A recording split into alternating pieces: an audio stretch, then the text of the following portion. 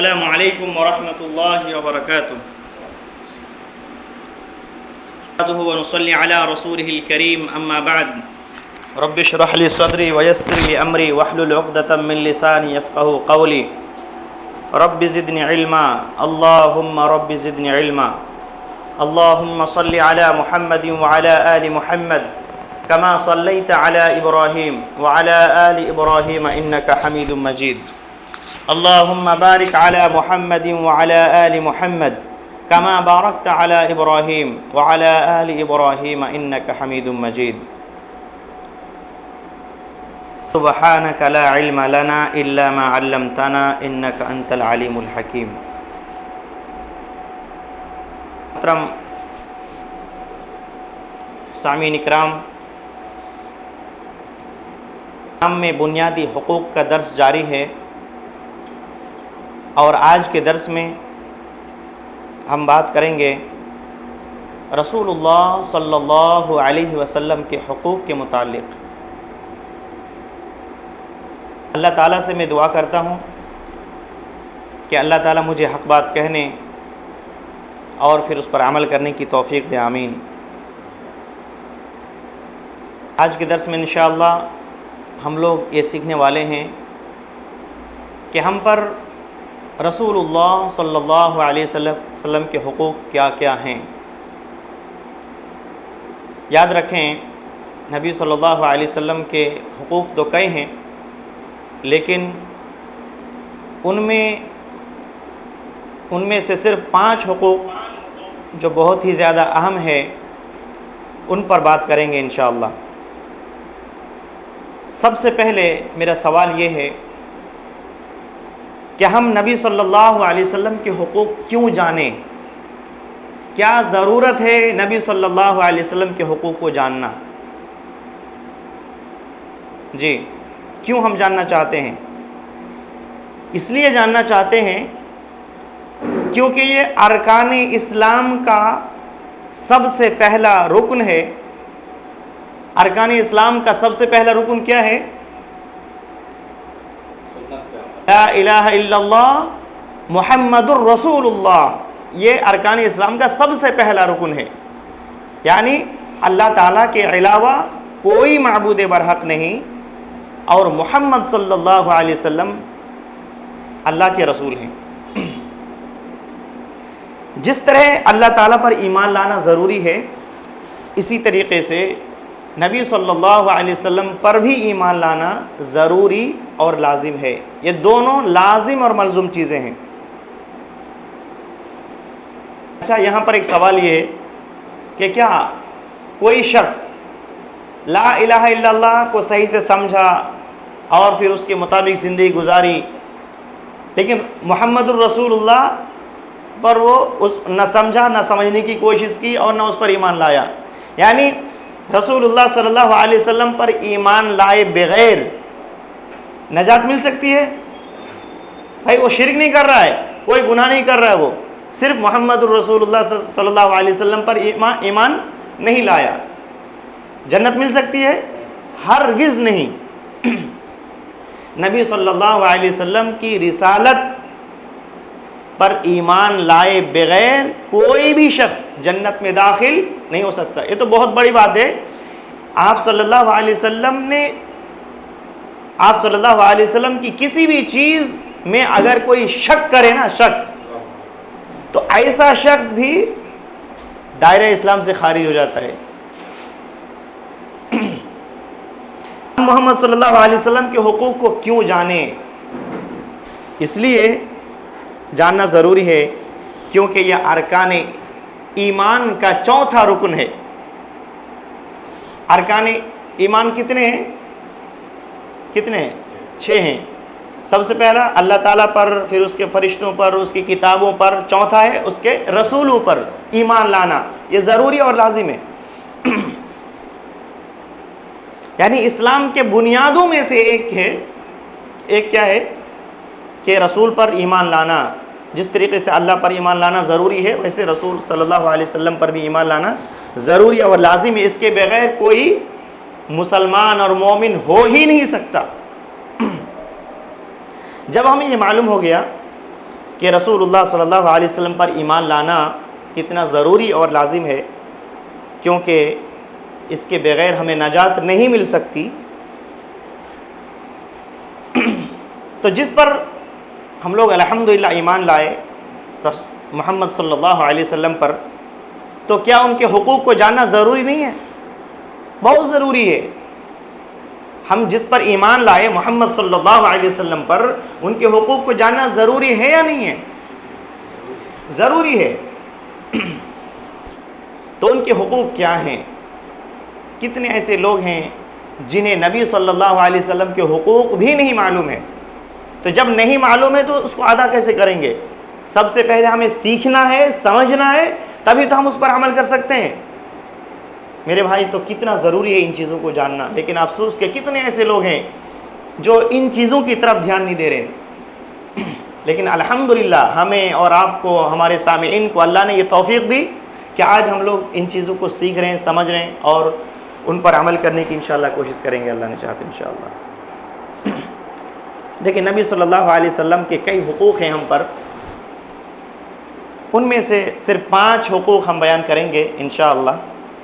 سب سے پہلا حق کیا ہے؟ سب سے پہلا حق یہ ہے، ہر مسلمان پر یہ ضروری اور لازم ہے کہ وہ اس بات پر ایمان لائے کہ محمد صلی اللہ علیہ وسلم اللہ کے بندے اور اس کے رسول ہیں۔ اور جو کلمہ شہادت ہم پڑھتے ہیں نا، اشہد ان لا الہ الا اللہ واشہد ان محمدا عبدہ ورسولہ، واشہد ان محمدا عبدہ ورسولہ، اور اس بات کی ہم گواہی دیتے ہیں کہ میں اس بات کی گواہی دیتا ہوں کہ محمد صلی اللہ علیہ وسلم اللہ کے بندے اور اس کے رسول ہیں۔ سب سے پہلے کیا ہے؟ محمد صلی اللہ علیہ وسلم اللہ کا بندہ ہے، پھر اس کے بعد کیا ہے؟ رسول ہے۔ اور اللہ تعالیٰ نے خود نبی کریم صلی اللہ علیہ وسلم کو بندہ کہا ہے۔ سورہ اسراء آیت نمبر 1 میں فرمایا، سبحان الذی اسری بعبدہ لیلا من المسجد الحرام الی المسجد الاقصی۔ سبحان الذی، پاک ہے وہ ذات جس نے اپنے بندے کو رات کے کچھ حصے میں مسجد حرام سے مسجد اقصی تک کی سیر کرائی۔ اور اسی طریقے سے نبی رحمت صلی اللہ علیہ وسلم فرماتے ہیں کہ لا تطرونی کما اطرت النصارى، کہ تم میری تعریف میں اس طریقے سے مبالغہ نہ کرو، یعنی میری تعریف میں اس طریقے سے بڑھا چڑھا کر میری تعریف نہ کرو جیسا کہ نصارہ نے عیسیٰ ابن مریم کے تعلق سے ان کی تعریف میں مبالغہ کیا، یعنی جتنی تعریف نہیں کرنی چاہیے تو اس سے کہیں زیادہ تعریف کی، حد سے تجاوز کی تعریف میں۔ عیسیٰ علیہ السلام کو نصارہ نے کیا کیا؟ الوہیت کا درجہ دے دیا، یعنی اللہ کے مقام پر معبود بنا دیا اس کو بھی۔ تو ایسا مجھے نہ کرنا، اللہ کے نبی صلی اللہ علیہ وسلم نے منع کیا، نہ کرنا۔ کیوں؟ کہ انما انا عبد، میں صرف بندہ ہوں، مجھے صرف اللہ کا بندہ کہو اور اس کے رسول کہو۔ سبحان اللہ۔ جب ایک انسان نبی رحمت صلی اللہ علیہ وسلم کو اللہ کا بندہ کہے گا کہ اللہ کا بندہ ہے، تو ظاہر سی بات ہے خالق میں اور مخلوق میں فرق ہے۔ تو کبھی بھی نبی رحمت صلی اللہ علیہ وسلم کو معبود کا درجہ نہیں دے گا۔ آج یہی حق نہ سمجھنے کی وجہ سے کتنے ایسے مسلمان ہیں، اپنے آپ کو مسلمان کہتے ہیں اور نبی رحمت صلی اللہ علیہ وسلم کو حاجت روا مشکل کشا سمجھتے ہیں۔ یا رسول اللہ مدد، وہ کہہ رہے ہیں کہ ہماری مدد رسول اللہ صلی اللہ علیہ وسلم بھی کر رہے ہیں۔ نعوذ باللہ من ذالک۔ نبی رحمت صلی اللہ علیہ وسلم کو کہتے ہیں غائب داں ہیں، یعنی جس طریقے سے اللہ تعالیٰ کو غیب کا سب علم ہے، نبی صلی اللہ علیہ وسلم کو بھی علم ہے۔ کہتے ہیں کہ نبی صلی اللہ علیہ وسلم کو کن فیکن عطا کیا گیا، یعنی جس طریقے سے اللہ تعالیٰ کسی بھی چیز کے بارے میں کہتا ہے کہ ہو جا تو ہو جاتا ہے، تو یہ چیز نبی صلی اللہ علیہ وسلم کو بھی عطا کی گئی۔ نعوذ باللہ من ذالک۔ یاد رکھیں، یہ سب سے بڑا گناہ ہے، یہ سب ایک ہے، شرک ہے، اللہ کا حق ہے، اور کس کو دے رہے ہیں؟ بندوں کو دے رہے ہیں۔ کیوں دے رہے ہیں؟ کیونکہ انہوں نے نبی صلی اللہ علیہ وسلم کا جو حق ہے نہیں سمجھا، اسی وجہ سے ایک بندے کو معبود بنا دیا۔ نعوذ باللہ ذالک۔ عابد کو کیا کر دیا؟ معبود بنا دیا۔ تو یہ جاننا اور سمجھنا بہت ضروری ہے کہ نبی صلی اللہ علیہ وسلم کیا تھے؟ اللہ کے بندے ہیں، اس کے بعد پھر اللہ کے رسول ہیں، اللہ تعالی کے رسول ہیں کون؟ نبی رحمت صلی اللہ علیہ وسلم۔ اللہ کے نبی اللہ تعالیٰ قرآن مجید میں فرماتا ہے کہ یا ایھا الذین آمنوا آمنوا باللہ ورسولہ، کیا اے ایمان والو اللہ تعالیٰ پر اور اس کے رسول پر ایمان لے آؤ۔ تو ہم سب الحمدللہ اللہ کے رسول صلی اللہ علیہ وسلم پر ایمان لائے ہیں نا، تو ایمان لانا ضروری ہے، فرض ہے۔ نبی رحمت صلی اللہ علیہ وسلم کے رسول ہونے پر ایمان لانا یہ فرض ہے۔ اور جو لوگ نبی رحمت صلی اللہ علیہ وسلم پر ایمان لائے ہیں، ایسے لوگوں کو نبی رحمت صلی اللہ علیہ وسلم نے خوشخبری دی ہے، بشارت دی ہے۔ آپ صلی اللہ علیہ وسلم نے فرمایا، صحیح الالبانی میں یہ حدیث موجود ہے کہ خوشخبری ہے اس شخص کے لیے جس نے مجھے دیکھا اور مجھ پر ایمان لایا، اور 7 مرتبہ خوشخبری ہے اس شخص کے لیے جس نے مجھے نہیں دیکھا اور مجھ پر ایمان لایا۔ ہم لوگوں نے نبی رحمت صلی اللہ علیہ وسلم کو دیکھا ہے کیا؟ نہیں دیکھا ہے نا، لیکن ہم نے ایمان لایا تو 7 مرتبہ اللہ کے نبی صلی اللہ علیہ وسلم نے ہمیں خوشخبری دی ہے۔ سبحان اللہ، کتنی بڑی فضیلت ہے، بن دیکھے نبی صلی اللہ علیہ وسلم کی رسالت پر ایمان لانا کتنی بڑی فضیلت ہے۔ پھر وہ سوال جو میں نے شروع میں کیا تھا کہ کیا اگر کوئی شخص نبی صلی اللہ علیہ وسلم کی رسالت پر ایمان نہیں لاتا کہ آپ صلی اللہ علیہ وسلم رسول نہیں ہیں، ہم نے اس کو نہیں مانتے، تو کہ جنت میں جا سکتا ہے؟ نہیں جا سکتا ہے۔ اللہ کے نبی صلی اللہ علیہ وسلم فرماتے ہیں والذی نفس محمد بیدہ لا یسمع بی احد من هذه الامہ یہودی ولا نصرانی ثم يموت ولم یؤمن بالذی ارسلت به الا كان من اصحاب النار۔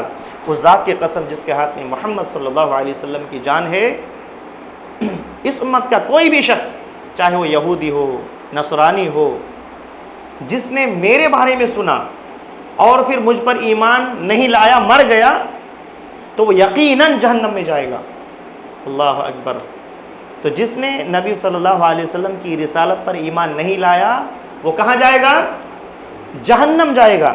اچھا، یہاں پر ایک سوال بہت اہم ہے، وہ یہ کہ ہم سب کہتے ہیں نا کہ ہم رسول اللہ صلی اللہ علیہ وسلم پر ایمان لائے، کہتے ہیں نا کہ محمد صلی اللہ علیہ وسلم اللہ کے رسول ہیں، ہم اس پر ایمان رکھتے ہیں۔ سب کوئی کہتے ہیں آمنت باللہ و ملائکتی و کتبی و رسلہ۔ سوال یہ ہے کہ رسول پر کیسے ایمان لایا جاتا ہے؟ کیا زبان سے کہنا کافی ہے کہ ہم کہہ دیے ہو گیا؟ میرے بھائی، ان چیزوں کو سمجھنا ضروری ہے کہ کیسے ایمان لایا جاتا ہے۔ جب ہم کہتے ہیں کہ محمد صلی اللہ علیہ وسلم ہمارے رسول ہیں، اس پر ہم ایمان رکھتے ہیں، تو یہ لفظ ہم سے کیا تقاضا کرتا ہے؟ 4 چیزیں یاد رکھیں، 4 چیزوں پر یہ مشتمل ہے۔ پہلی چیز کیا ہے؟ جب ہم یہ کہتے ہیں کہ ہم رسول اللہ صلی اللہ علیہ وسلم کے رسول ہونے پر ایمان لائے، آخری رسول ہونے پر، کہ اللہ کا یہ آخری رسول ہے، تو 4 چیزیں ضروری اور لازم ہو جاتی ہے۔ پہلی چیز کیا ہے؟ خبر کی تصدیق کرنا، یعنی نبی صلی اللہ علیہ وسلم نے جو بھی خبر دیا ہے، چاہے اللہ کے بارے میں ہو یا تمام مخلوقات کے بارے میں ہو، جو بھی صلی اللہ علیہ وسلم نے بتایا ہے ان کو سچ ماننا ضروری اور لازم ہے کہ نہیں؟ اگر کسی بھی ایک چیز کا کوئی انکار کر دے تو کیا ہوگا؟ وہ کافر ہو جائے گا، دین اسلام سے نکل جائے گا، ہے کہ نہیں؟ مثال کے طور پر اگر کوئی شخص کہے کہ یہ جو مسواک کرنا نبی صلی اللہ علیہ وسلم کی سنت ہے، پتہ نہیں ہے یا نہیں ہے، کیسا ہے، کیا ہوگا؟ وہ اگر شک کرنے لگے تو کیا ہوگا؟ دین اسلام سے ہی نکل جائے گا، خارج ہو جائے گا، مرتد ہو جائے گا وہ۔ اور جو لوگ رسولوں کی تکذیب کرتے ہیں، جھٹلاتے ہیں، ایسے لوگوں کا انجام کیا ہوا قرآن نے واضح کر دیا۔ اللہ تعالیٰ قرآن میں فرماتا ہے سورہ نوح علیہ السلام کے قوم کے تعلق سے کہ نوح علیہ السلام کے قوم نے جب رسولوں کو جھٹلایا تو اغرقناہم، ہم نے انہیں پانی میں ڈبو دیا اور آنے والے لوگوں کے لیے نشان عبرت بنا دیا، اور ہم نے ظالموں کے لیے سخت عذاب تیار کر رکھا ہے۔ والعیاذ باللہ، کہ رسول کو جھٹلانے کا انجام کیا ہے؟ بہت ہی خطرناک ہے، بھیانک ہے۔ تو کیا ہے؟ رسول جو کچھ بتائے ان کی تصدیق کرنا، ان کو مان لینا۔ دوسرا کیا ہے؟ جو نبی صلی اللہ علیہ وسلم نے حکم دیا ہے، حکم کی تعمیل کرنا. مثال کے طور پر آپ صلی اللہ علیہ وسلم نے کیا حکم دیا کہ داڑھی کو بڑھاؤ، ہے کہ نہیں؟ یہ حکم ہے، تو اب اس کو ماننا کیا ہے؟ ضروری ہے. اللہ تعالیٰ فرماتا ہے وَمَا آتَاكُمُ الرَّسُولُ فَخُذُوهُ، رسول جو کچھ تمہیں دے اسے لے لو. تیسری چیز کیا ہے کہ جن چیزوں سے اللہ کے نبی صلی اللہ علیہ وسلم نے منع کیا ہے اس سے دور ہو جائیں، اس سے رک جائیں، ہے کہ نہیں؟ جیسے شراب سے منع کیا، زنا سے منع کیا، ہے کہ نہیں؟ چوری سے منع کیا، ڈکیتی سے منع کیا، تو اس سے دور رہنا ہے ہمیں. اور چوتھی چیز کیا ہے کہ نبی صلی اللہ علیہ وسلم کے مطابق عبادت کرنا. جس طریقے سے آپ صلی اللہ علیہ وسلم نے عبادت کی، جس طریقے سے سکھایا، ویسے ہی ہمیں عبادت کرنا ہے کہ نہیں؟ نبی صلی اللہ علیہ وسلم کے حکم کے مطابق ہمیں عبادت کرنی ہے. تو یہ چار چیزیں ہیں. پہلی کیا ہے؟ جب ہم کہتے ہیں کہ رسول اللہ صلی اللہ علیہ وسلم پر ہم ایمان لائے تو پہلی چیز کیا ہے کہ خبر کی تصدیق کرنا. نبی صلی اللہ علیہ وسلم نے جو بھی بتایا ان کو سچ ماننا. دوسری چیز کیا ہے؟ جو بھی حکم دیا آپ صلی اللہ علیہ وسلم نے ان کو مان لینا. تیسرا جن چیزوں سے منع کیا اس سے دور رہنا. چوتھا عبادت نبی صلی اللہ علیہ وسلم کے طریقے پر کرنا. کتنے ایسے لوگ ہیں آج دنیا میں مسلمان ہیں جو کہتے ہیں کہ ہم عبادت تو کر رہے ہیں لیکن اپنے اماموں کے طریقے پر کر رہے ہیں، اپنے جو ان کو سمجھ میں آتا ہے ان کے عالم جو کہتے ہیں اس کے مطابق کر رہے ہیں، جبکہ قرآن و حدیث میں کچھ ہے اور ان کے امام کے قول کچھ ہے.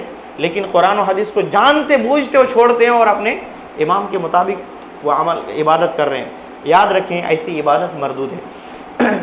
تو پہلا حق نبی صلی اللہ علیہ وسلم کا کیا ہے کہ اس بات پہ یقین ہو، اس بات پہ ایمان لایا جائے کہ آپ صلی اللہ علیہ وسلم اللہ کے بندے اور اس کے رسول ہیں. پہلا حق یہ ہے، ٹھیک ہے نا؟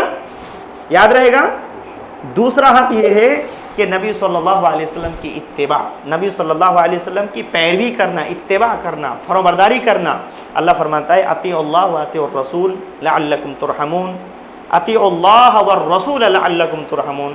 اللہ تعالیٰ کی اور اس کے رسول کی اطاعت کرو تاکہ تم پر رحم کیا جائے. جانتے صحابہ کرام کس طریقے سے نبی صلی اللہ علیہ وسلم کی اطاعت و فرمانبرداری کرتے تھے؟ صرف ایک واقعہ، بہت پیاری حدیث ہے. نبی صلی اللہ علیہ وسلم خطبہ دے رہے تھے، ہے کہ نہیں؟ اب ظاہر سی بات ہے کچھ لوگ کھڑے رہتے ہیں.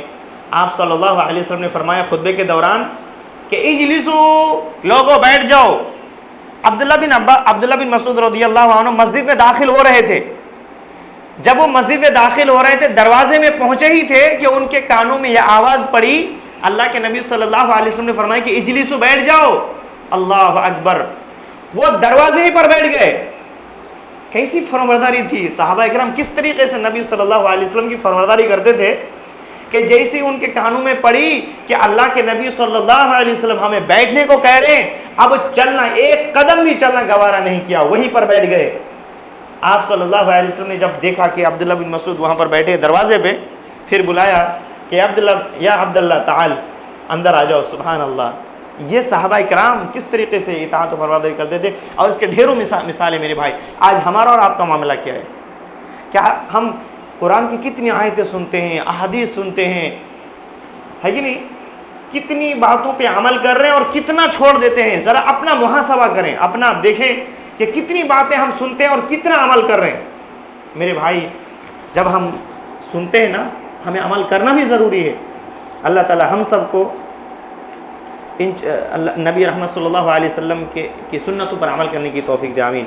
نبی رحمت صلی اللہ علیہ وسلم فرماتے ہیں کہ کل امتی یدخلون الجنۃ الا من ابا، میری ساری کی ساری امتی جنت میں داخل ہوگی سوائے ان کے جو جنت میں جانے سے انکار کرے گا. اللہ اکبر! کیا کوئی جنت میں جانے سے انکار بھی کرتا ہے؟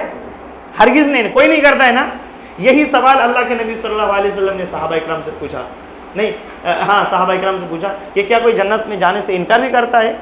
تو آپ صلی اللہ علیہ وسلم نے صحابہ اکرام نے پوچھا تو آپ صلی اللہ علیہ وسلم نے فرمایا کہ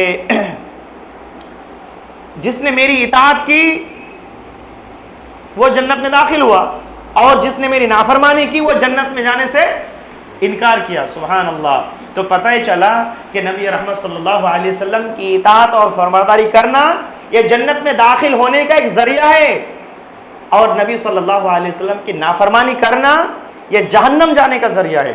اب ہم اپنا فیصلہ کر لیں کہ ہم کہاں جانا چاہتے ہیں۔ تو دوسرا حق کیا ہے نبی صلی اللہ علیہ وسلم کا؟ اتباع، یعنی پیروی کرنا، اطاعت کرنا، فرمانبرداری کرنا۔ تیسرا حق ہے محبت، نبی صلی اللہ علیہ وسلم کی کیا؟ محبت۔ دیکھیں اللہ تعالیٰ کے بعد سب سے زیادہ اگر کسی سے محبت ہونی چاہیے اور ضروری ہے تو وہ کون ہے؟ محمد صلی اللہ علیہ وسلم ہے سب سے زیادہ۔ مخلوق میں، جیسے مخلوق میں کون ہے؟ ماں ہے، باپ ہے، بیوی ہے، بچے ہیں، نانا ہے، رشتہ دار ہیں۔ تو مخلوقات میں تمام مخلوق سے بڑھ کر کس سے محبت کرنی ہے؟ نبی رحمت صلی اللہ علیہ وسلم سے محبت کرنی ہے۔ آپ صلی اللہ علیہ وسلم فرماتے ہیں صحیح بخاری مسلم میں کہ لا یؤمن احدکم حتی اکون احب الیہ من والدہ وولدہ والناس اجمعین۔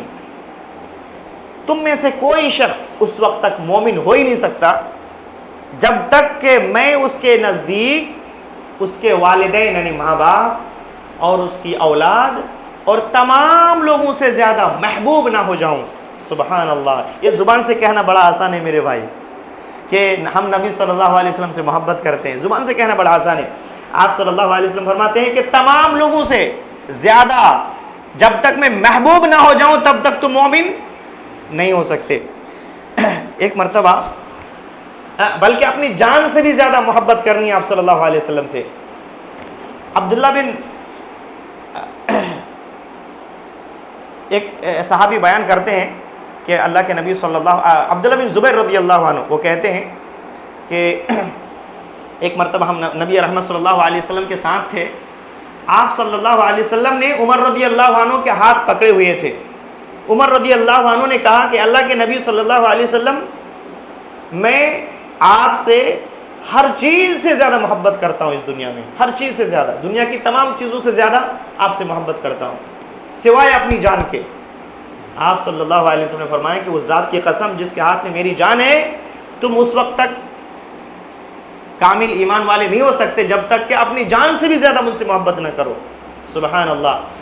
تب عمر رضی اللہ عنہ نے کہا کہ اللہ کے رسول اب میں اپنی جان سے بھی زیادہ آپ سے محبت کرتا ہوں۔ اللہ اکبر۔ میرے بھائی صحابہ اکرام جو بولتے تھے نا وہ کرتے بھی تھے۔ آپ ذرا سوچیں کہ ایک جنگ میں جب چاروں طرف سے کفار تیر مار رہے تھے تو صحابہ اکرام اپنے سینوں میں اپنا تیر لے رہے تھے۔ کون سی جنگ تھی یاد ہے؟ تو اس جنگ میں صحابہ اکرام سامنے کھڑے تھے، آپ صلی اللہ علیہ وسلم کو بچانے کے لیے اپنے سینے میں تیر لے رہے تھے۔ اللہ اکبر۔ یہ ہے اپنی جان سے محبت، کہ ہم اپنی جان سے بھی محبت نبی رحمت صلی اللہ علیہ وسلم سے کرتے ہیں۔ ذرا سوچیں میرے بھائی، آج محبت کا دعویٰ کرنے والے بہت ہیں۔ ہر مسلمان کو پوچھیں، کوئی یہ نہیں کہے گا کہ ہم محمد صلی اللہ علیہ وسلم سے محبت نہیں کرتے، حالانکہ رات دن وہ شرک میں ڈوبے ہوئے ہیں، نبی صلی اللہ علیہ وسلم کے حقوق ادا نہیں کر رہے، اللہ کے حقوق ادا نہیں کر رہے، لیکن ان سے پوچھیں وہ کہتے ہیں آئی لو محمد صلی اللہ علیہ وسلم۔ نعرہ لگا تھا، آپ نے سنا ہوگا، ہے کہ نہیں، کہ ہم اللہ کے نبی صلی اللہ علیہ وسلم سے محبت کرتے ہیں، لیکن کیا وہ محبت میں سچے ہیں؟ یاد رکھیں ایسے لوگ محبت میں جھوٹے ہیں۔ اگر محبت میں سچے ہوتے تو اللہ کے حقوق بھی ادا کر رہے ہوتے اور نبی صلی اللہ علیہ وسلم کے حقوق بھی ادا کر رہے ہوتے۔ اللہ فرماتا ہے قل ان کنتم تحبون اللہ فاتبعونی یحببکم اللہ۔ اللہ اکبر۔ اللہ فرماتا ہے کہ اے نبی آپ کہہ دیں کہ قل ان کنتم تحبون اللہ، اگر تم اللہ تعالیٰ سے محبت کرنا چاہتے ہو یا محبت رکھتے ہو اللہ تعالیٰ سے تو میری اتباع کرو۔ سبحان اللہ۔ اللہ تم سے محبت کرنے لگے گا۔ تو اگر کوئی شخص اگر چاہتا ہے کہ اللہ مجھ سے محبت کرے تو ہمیں کیا کرنا پڑے گا؟ کیا کرنا پڑے گا ہمیں؟ اگر ہم چاہتے ہیں کہ اللہ ہم سے محبت کرے اور ہمارے گناہوں کو معاف کر دے تو ہمیں کیا کرنا پڑے گا؟ نبی رحمت صلی اللہ علیہ وسلم کی اتباع کرنی ہوگی، سمجھے نا؟ اللہ اکبر۔ تو ہر محبت کرنے والا مطلب کہتا ہے، ہر کوئی جو کہتا ہے کہ میں نبی صلی اللہ علیہ وسلم سے محبت کرتا ہوں وہ اپنے دعوے میں سچا کب ہوگا؟ جب وہ نبی رحمت صلی اللہ علیہ وسلم کی اتباع کرے گا، نبی صلی اللہ علیہ وسلم کی پیروی کرے گا۔ اور صحابہ اکرام نبی رحمت صلی اللہ علیہ وسلم سے اپنی دل و جان سے بھی زیادہ محبت کرتے تھے۔ سبحان اللہ۔ تو تیسرا حق کیا ہے نبی صلی اللہ علیہ وسلم کا؟ محبت. پہلا کیا تھا کہ اس بات پر ایمان لایا جائے کہ نبی صلی اللہ علیہ وسلم اللہ کے بندے اور اس کے رسول ہیں. دوسرا کیا تھا؟ اتباع. تیسرا کیا ہے؟ محبت. چوتھا کیا ہے؟ نبی صلی اللہ علیہ وسلم کی تعظیم کرنا، نبی صلی اللہ علیہ وسلم کے احترام کرنا، توقیر کرنا، عزت کرنا. سمجھے نا؟ اللہ تعالیٰ قرآن مجید میں فرماتا ہے یا ایھا الذین آمنوا یا ایھا الذین لا تقدموا بین یدی اللہ ورسولہ واتقوا اللہ ان اللہ سمیع علیم. یا ایھا الذین آمنوا لا ترفعوا اصواتکم فوق صوت النبی. اے ایمان والو، اپنی آواز نبی کی آواز سے بلند نہ کرو، اور اس طرح باتیں نہ کرو جس طرح تم آپس میں ایک دوسرے سے بلند آواز سے باتیں کرتے ہو، نبی کے سامنے اس طرح باتیں نہ کرو صلی اللہ علیہ وسلم. کہیں ایسا نہ ہو کہ تمہارے اعمال برباد ہو جائیں اور تمہیں شعور ہی نہ ہو اس کا. اللہ اکبر. جب یہ آیت یہ آیت کی شان نزول کیا ہے معلوم ہے؟ ایک مرتبہ نبی صلی اللہ علیہ وسلم کے پاس کچھ لوگ آئے اور انہوں نے اسلام قبول کیا. جب وہ جانے کا ارادہ کیا تو آپ صلی اللہ علیہ وسلم نے ان کا ایک امیر مقرر کرنے کا سوچا کہ ان کا ایک امیر مقرر کر دیں. تو صحابہ کرام سے مشورہ لیا کہ کس کو امیر مقرر کیا جائے، کس کو امیر بنایا جائے. تو ابو بکر رضی اللہ عنہ نے کہا کہ آپ قعقاع بن معبد رضی اللہ عنہ کو ان کا امیر بنا دیں. اس کے بعد پھر عمر رضی اللہ عنہ نے کہا کہ نہیں، آپ جو ہے نا اقرع بن حابس رضی اللہ عنہ کو ان کا امیر مقرر کریں. تو سیدنا ابو بکر رضی اللہ عنہ نے کہا کہ عمر رضی اللہ عنہ سے کہ آپ نے تو بس میری مخالفت ہی کرنی تھی، یعنی میں نے جو کہا وہی کافی تھا، آپ نے پھر یہ کیوں کہا کہ فلاں کو بنا دیجئے. تو اب دونوں میں تھوڑی سی تکرار ہو گئی. نبی صلی اللہ علیہ وسلم بیٹھے ہیں. اب دو عظیم صحابہ، اللہ اکبر، اس امت کے بڑے، یعنی نبی کے بعد جن کا مقام ہے وہ کون ہے؟ ابو بکر رضی اللہ عنہ، پھر عمر رضی اللہ عنہ. ان دو صحابی کے درمیان تھوڑی سی بات بلند ہو جاتی ہے. اسی وقت اللہ تعالیٰ فوراً یہ آیت نازل کرتا ہے کہ ایمان والو، اپنی آوازیں نبی کی آواز سے بلند نہ کرو، اور اس طرح باتیں نہ کرو ان کے سامنے جس طرح تم آپس میں ایک دوسرے سے باتیں کرتے ہو. ایسا نہ ہو کہ تمہارے اعمال برباد ہو جائیں اور تمہیں شعور بھی نہ ہو. سبحان اللہ، سبحان اللہ، یا اللہ. ذرا سوچیں کہ صحابہ کرام تو عزت کرتے ہی تھے، اور صحابہ کرام کس طریقے سے عزت کرتے تھے نبی صلی اللہ علیہ وسلم کی. ایک واقعہ سے آپ ذرا سمجھ سکتے ہیں. عروہ بن مسعود الثقفی اس وقت مسلمان نہیں ہوئے تھے، مشرکین کی طرف سے نمائندہ بن کر نبی صلی اللہ علیہ وسلم کے پاس آئے تھے. جب یہ واپس مشرکین کے پاس گئے تو مشرکین سے کہا کہ اے میری قوم، اللہ کی قسم میں بڑے بڑے بادشاہوں سے مل چکا ہوں، قیصر، کسریٰ اور نجاشی جیسے میں نے بادشاہ دیکھے ہیں، لیکن میں نے اللہ کی قسم کوئی ایسا بادشاہ نہیں دیکھا جس کی اس کے ساتھی اس کی اس قدر تعظیم کرتے ہوں جتنی محمد صلی اللہ علیہ وسلم کی تعظیم ان کے ساتھی کرتے ہیں. وہ کہتے ہیں کہ اللہ کی قسم وہ اگر کھنکھارتے بھی ہیں نا تو بلغم زمین پہ نہیں گرتی بلکہ کسی ان کے ساتھی کے ہتھیلی پہ گرتا ہے، جسے وہ اپنے چہروں پہ اور اپنے سینوں پہ اپنے جسم میں مل لیتا ہے. اور جب وہ کوئی حکم جاری کرتا ہے تو وہ فوراً اس پر عمل کرتا ہے، ان کے ساتھی فوراً اس پر عمل کرتے ہیں. اور جب وہ وضو کرتے ہیں تو ان کے وضو کا پانی، بچا ہوا پانی لینے کے لیے ہر کوئی دوڑ پڑتا ہے. ہر ایک کے دل میں یہ خواہش ہوتی ہے، تمنا ہوتی ہے کہ ہمیں اس کا وضو کا پانی، ان کے وضو بچا ہوا پانی مل جائے وضو کا. اور پھر وضو کا بچا ہوا پانی مل جائے، اس کے بعد وہ کہتے ہیں کہ اور جب وہ گفتگو کرتے ہیں تو ان کے پاس وہ اپنی آوازوں کو پست کرتے ہوئے ان کے پاس بیٹھے رہتے ہیں اور ان کی تعظیم اس قدر کرتے ہیں کہ ان کی نظروں سے نظر نہیں ملاتے. اللہ اکبر، سبحان اللہ. یہ کون کہہ رہا ہے؟ مشرک. وہ اس وقت مشرک تھے، مسلمان اس وقت نہیں ہوئے تھے، مشرک تھے. اور وہ کہہ رہے ہیں صحابہ اکرام کے بارے میں کہ صحابہ اکرام کس طرح نبی صلی اللہ علیہ وسلم کی تعظیم کرتے تھے. سبحان اللہ. میرے بھائی، تو صحابہ اکرام کس قدر نبی صلی اللہ علیہ وسلم کی تعظیم کرتے تھے. اس کے باوجود بھی تھوڑی سی آواز بلند ہو گئی تو اللہ تعالیٰ نے فوراً آیت نازل کی. ابن زبیر، عبداللہ بن زبیر کہتے ہیں رضی اللہ عنہ کہ جب یہ آیت نازل ہوئی تو اس کے بعد عمر رضی اللہ عنہ جب اللہ کے نبی صلی اللہ علیہ وسلم کے ساتھ ہوتے اور آپ صلی اللہ علیہ وسلم کچھ ان کو، عمر رضی اللہ عنہ کو جب نبی صلی اللہ علیہ وسلم کچھ کہتے، نہیں، عمر رضی اللہ عنہ جب نبی صلی اللہ علیہ وسلم کو کچھ کہتے تو پھر پوچھنا پڑتا کہ آپ نے کیا کہا، یعنی اتنا آہستہ سے نبی صلی اللہ علیہ وسلم کو کہتے کہ پھر دوبارہ پوچھنا پڑتا نبی صلی اللہ علیہ وسلم کو کہ آپ نے کیا کہا. سبحان اللہ. اس طریقے سے نبی صلی اللہ علیہ وسلم کی تعظیم کرتے تھے. اور ہمارے سلف صالحین بھی آپ صلی اللہ علیہ وسلم کی تعظیم کرتے تھے. جانتے امام مالک رحمۃ اللہ علیہ کے بارے میں آتا ہے، امام مالک رحمۃ اللہ علیہ کہ جب وہ حدیث مطلب لوگوں کو سکھانے بیٹھتے تھے تو سب سے پہلے غسل کرتے اور بہترین سے بہترین کپڑا پہنتے اور خوشبو لگاتے، اس کے بعد جاتے. کسی نے ان سے پوچھا کہ آپ اتنا اہتمام کیوں کرتے ہیں؟ وہ کہتے کہ نبی صلی اللہ علیہ وسلم کی حدیثوں کی تعظیم کی وجہ سے میں ایسا کرتا ہوں. اللہ اکبر. تو ہم اور آپ کیا کر رہے ہیں آج کتنی ایسی احادیث کو کیا کرتے ہیں، پس پشت ڈال دیتے ہیں، جس پر عمل نہیں کرتے. سنتے ہیں کہ یہ نبی صلی اللہ علیہ وسلم کی حدیث ہے، اس کے بعد پھر اس پر عمل نہیں کرتے. میرے بھائی، تو نبی رحمت صلی اللہ علیہ وسلم کی احادیث اگر ہمارے سامنے آ جائے تو ان کی تعظیم کرنی ہے، اس پر عمل کرنا ہے. پانچواں حق کیا ہے نبی صلی اللہ علیہ وسلم کا؟